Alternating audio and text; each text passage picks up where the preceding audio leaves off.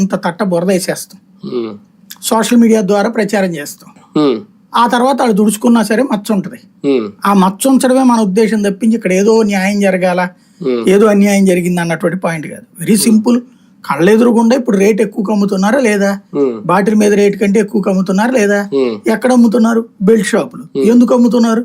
వాడు ఎంతని డబ్బులు తీసుకి వేలం పాడుకున్నాడు. అది పాడుకోవడం నేరమా కాదా? బెల్ట్ షాప్ చట్టబద్ధమా? ఒకప్పుడు బెల్ట్ షాప్ 2014లో మొదటి సంతకం ఏంటి? బెల్ట్ షాపుల్లో రద్దు చేస్తాను.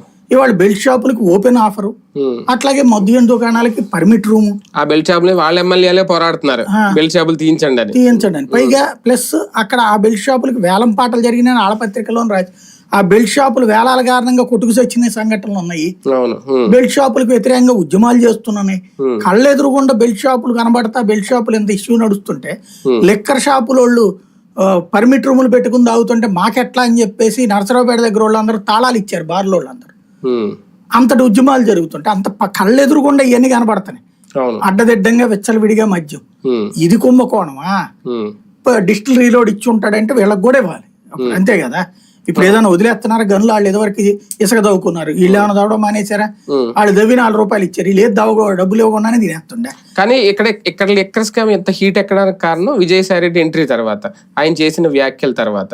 అంటే ఓకే, వాళ్ళు బురద జల్లాలనుకున్నా దానికి ఒక మేజర్ సపోర్ట్ అయిపోయారు విజయసాయి రెడ్డి. మొన్నటి వరకు ఇందులో కీలక పాత్ర పోషించారు కాబట్టి అందుకే ఇక్కడ డౌట్ రేజ్ అవుతుంది. రేపొద్దున హీట్ ఏముంటుంది దాంట్లో. ఇప్పుడు ఆయనకి ప్రభుత్వానికి వ్యతిరేక, జగన్కి వ్యతిరేక అయ్యాడు. ఎందుకంటే తనను తాను కాపాడుకోవడానికి. వాస్తవంగా అక్కడ నచ్చకపోవడం ఏమీ లేదు. తనను తాను కాపాడుకోవడానికి ఒకటి ఆయనకు ఒక నచ్చలేదు, జగన్మోహన్ రెడ్డి గారి పిక్చర్ ఫీలింగ్ వచ్చింది. ఏంటంటే ఒక 8 మందిని ఇటు నుంచి తీసుకెళ్ళడానికి ట్రై చేశాడు. బీజేపీ అడిగింది ఆయన్ని తీసుకెళ్ళడానికి ట్రై చేశాడు, జగన్ ఒప్పుకోలేదు. కాబట్టి జగన్ వాళ్ళు తొక్కేస్తారనేటటువంటిది ఈయన ఫిక్స్ అయిపోయాడు. ఆ కారణంగా జగన్ జైల్లో పెడితే మళ్ళీ ఈయన కూడా పెడతారు. కాబట్టి ఈయన ఎదురు తిరిగితే ఈయన పట్టుకోకుండా ఉంటారు కదా. అంటే ఈయన ప్రయోజనం ఏంటి దాని వల్ల తీసుకెళ్ళాలనుకుంటే? ఏది ఒకవేళ నిజంగా 8 మందిని తీసుకెళ్లాలనుకుంటే బీజేపీకి ఈయనకి ప్రయోజనం ఏముంటది? ఇప్పుడు బీజేపీలో ఇప్పుడు సీఎం రమేష్ వీళ్ళందరూ ఎట్లాంటి ప్రయోజనం పొందుతున్నారు? అంతే కదా. ఇప్పుడు చాలా పెద్ద